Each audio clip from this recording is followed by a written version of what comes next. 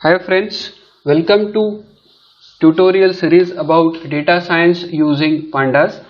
So in this tutorial series, we are going to concentrate on time series data. So as part of this time series data, a simple example of time series data is like the weather data, or it can be the stock market data. So typically when it comes to a weather data, you have the data that is collected per day. It can be for an interval of say half a day, or it can be an interval of say every 30 minutes, depend. So the way in which the data is collected with respect to the weather conditions, similarly on those lines, people capture the data related to the stock market, and it is basically with respect to seconds, and typically it is called as ticks. However, when it comes to analysis, people make use of the data for a day, or it can be for a week, it can be for a month, and for those folks who want to work within a day, then they make use of data starting from say 15 minutes, 5 minutes, 15 minutes, 30 minutes, like that, or even for hour, 2 hour, like that. So the point here is all these examples are related to a time series data. So in this video we will understand how we deal with indexing concept of time series. However, when we are dealing with it, we are interested in how resampling works with respect to time series data. So let's first understand the data that we have, and then we will actually work with this resampling concept with respect to time series and how the support is provided in pandas. So let's now go to Excel file. So here we have this stock data of a company called as Reliance, which is listed on Indian Stock Exchange, and it's one of the very big company, otherwise also worldwide, not just in India. It's a Reliance Industries. It's a very big conglomerate. It's a huge conglomerate rather. So here we have this data for say for example for the month of October, like that. So we can see we have a lot of data, and I believe it's for a few months. So starting from July, August, like that. So here we have this data, which is date, then open, high, low, close, and volume. So these are all the standard columns as part of the stock market data, and this data is for those days where the trading has happened. So say for example in the month of October, 2nd of October is a holiday in India, so that day the stock exchange is closed, so we don't have the data. So like that, there is a data for September, and then there is data for August, and I believe it's still last end days of July, but however it's for the August, September, and October. These are primarily the 3 months for which this data is available for the month of say for the year 2018. So now we are going to read this data, and we will try to see how resampling as well as we convert this data so that it looks like a or it's a time series data. That means time is now here date, every day the data is available. That means you can see 1st October, 3, 4, 5, like that. So it's like a time series. So let's now go to Jupyter, and for that we will import pandas. Then we will read this file whatever I just showed you. So let's read this file, and now we will get all this. So now if I want to understand what is the type of this data, so we can just quickly do df.date0, because there is a date column. That is what I shown you. Here you can see there is a date column, date, open, high, low. So there is a date column. So we want to take a look at this type of this. Now why we need to do it, I'll explain you. So here let's first understand it. So now here the type of this date column or this entry is a string. So essentially just a string. That means 30th of October 2018, 29th of October 2018. So these are all, this is just a string data. That is not what I want. What I want is now this should look like a time series. That means date, that means day 1, day 2, d3, d2, d3, d4, d5, like that. It should keep on happening. So it should not be like just a plain string. So now we will parse, instead of just reading this file by using pd.read.csv, we will now exclusively read it with using parse dates, and there we will tell the name of the date column. So that is what we are giving as part of the parsing. So now we are trying to understand this so that we are converting into a date timestamp. So type of the date to the timestamp, that is what we want. So let's now read it. The only change that we have done is we are making use of this attribute, that is parse dates. And now once again we will see this. So now you can see the moment this parse date was used, so now this information is now it has now become 2018-10-30. So it is now a date. Otherwise it was not a date. It was like just a string. So now you can see year has come first, then so DD YY, and then month, and then the DD. So that is YY, MM, and this one, so DD. So that is the format. So now we will try to see the basically the type. So now you can see the type now has become timestamp. That means now it is a time series. We are basically going to make use of that concept. That means a series of data that is available to me. So now here we will do one more thing. Now because now I know that this data is for this particular date. So now I don't want this 0, 1, 2, 3 look like that, because this is the index that Pandas has created to give you an idea.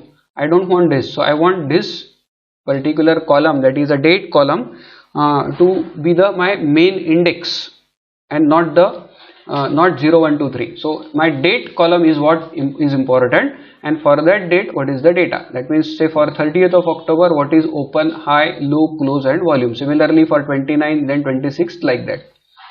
So we will make use of this another attribute, that is index column. So this is the attribute that we will make, and there we will tell my index now should be date. So we will now do it date. So now once I do it, now I don't have this 0, 1, 2, 3 coming. Why? Because now this date itself now, so you can see it is not in the same this one line. So now date is here, and then you have this, there is a gap. That's the way. So this is now my index, and it is in bold. So this is what basically. So now it is like this. So here you can see there was a space, and then 0, 1, 2, 3 which was coming in bold. So same thing. So here date is now my index.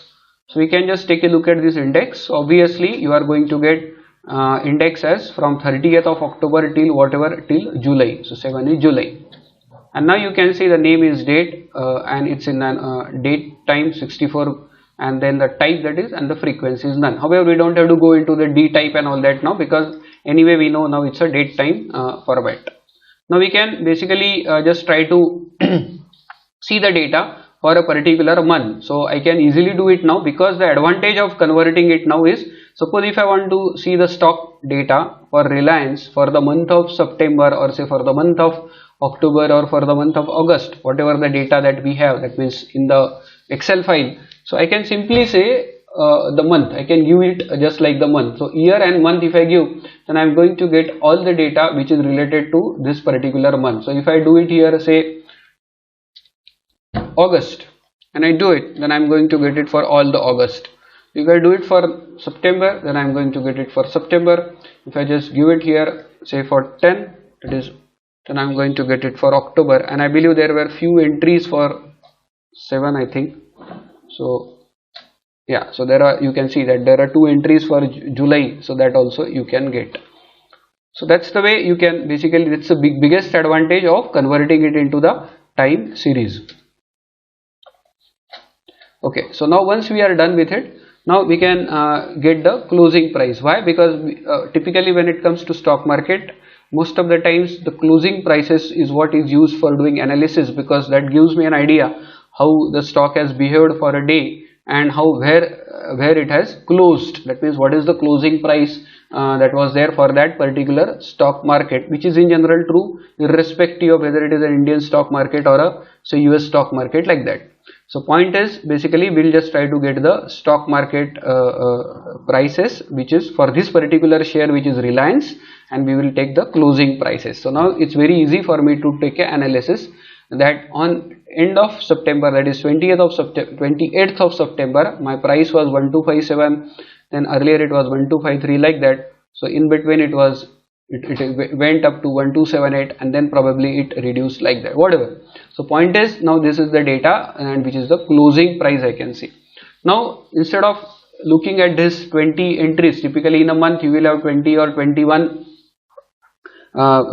this one the trading days in a stock market. So I am not interested in looking at say each and every closing price of a day. So I can just simply say mean. So if I just say mean for say September, then I am going to get it. So that means the price for this stock, which is Reliance, was approximately 1240. So 1241, say close to 1241 was the price for a particular this one. So I can simply do it here.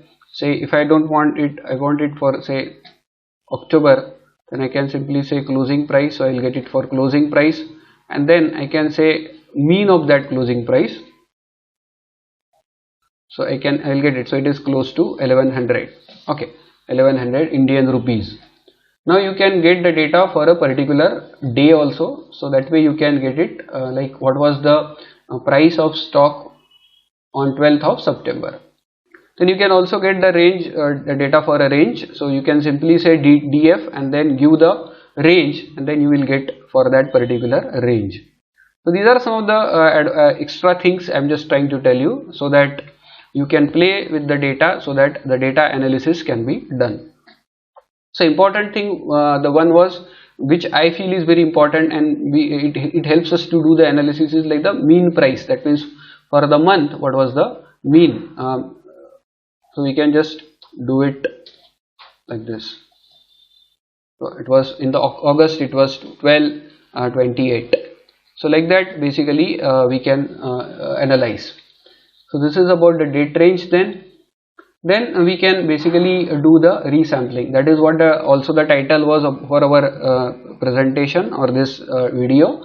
So we can now do the resampling of the data. That means instead of taking a mean, just a mean, because then we were giving the range. Now it is difficult to see the range like this many times with respect to date. So typically people don't go with this approach. So what do they do is, they in the stock data analysis, they make use of a week data, they make use of a month data, and then obviously a particular day's data. So day, week, month, these are the three normally used ranges that people analyze. So we'll now use the similar approach here. So can I get data for a monthly level or say for a weekly level? So for that you do a resampling.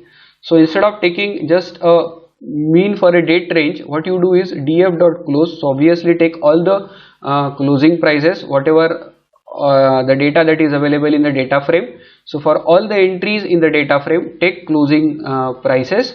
You resample it for a week. That means you group it by week, and then you calculate the mean for this. Obviously when it is going to do that grouping of a mean grouping, so this is for a particular stock market, and that means it's for a particular month. There is a separate video if you want to handle with holidays and business days and all that, so that can be handled in, that is provided in a separate video. So here we can just do it for weekly. So I can say W and then I will get it. So it is now we can get it for a weekly. That means for the end of the week we basically are going to get the data. So this is like October, then you can see this is 5th of October, so week by week. So 12th, 19th, 26th, then September, then October. So this is for August, this is for September, and this is for October, and this is for whatever data that was available for say November. So point is, this has done it for week. So if I just change this W and make it capital, rather M, then you can get it for a month. So you will see only there was 3 months, especially the 3-month data was there, which was 7, 8, 9 and 10. So probably only few entries were there for November. So the point is, now if you want to understand this, there is a URL that is given. So here we can see this aliases, what it corresponds to. So that is that. So here we are using month, as well as here we can just play with it as this one. Yeah, so it is too big, so it has just given it, it's like a daily, D means for daily, so we are not interested in that. Now I can plot the data for week, month, like that. So I can just plot it using this one, matplotlib. So I will just take again closing samples, use say month or week. So let's say we are using here month, then we will say plot. So this is my data, so I just plot it. So I will get this. This is the way my data has. So in the July, roughly it was around 1170 roughly, then 1170, it has in the August roughly it went 1220, little above 1220, then it touched 1240 almost, or maybe little above that, and then it fell down close to say 1100 or little above 1100. So this is the way stock prices basically the behaved. Now we can just do it weekly. So instead of monthly, I can just take a look at W, and then I can see the same thing week by week how the things have flown. So this is the graph for weekly. Then I can have a quarterly data, so I can use Q. So quarterly means for each quarter you can see the data. So obviously it's for only one quarter, that means Q3 and Q4 and start of Q4, and so that is what. So we can see it by using Q. So Q will be for the quarterly. So say it's only for 3 months, there is not much that we can infer with respect to quarterly data. However, if you have a bigger data, say for 1 year, then you can always make use of Q to analyze it for quarterly level. Then we can basically plot a bar chart using matplotlib. So we can simply do it. So here you can see it's a bar chart that comes where the frequency is monthly or weekly. So we can simply do it for. You can see this is the way stock has gone. Now it's very easy for us to understand. So this, let's say this is 888 the 9. So that means 8th of August, 5th of August, then 12th of August. So 1 week, that means 1 week has happened. So till 5th of August. So always this bar will be shown for the end of the week. So here it was roughly around 1200, a little about 1200, so almost nearing 1200. The stock price is little dip, say around 1100. But point is, so this way you analyze how the stock price has behaved using a bar chart also. So we can do it here monthly. It is what probably makes more sense here for the time being. So here kind is bar.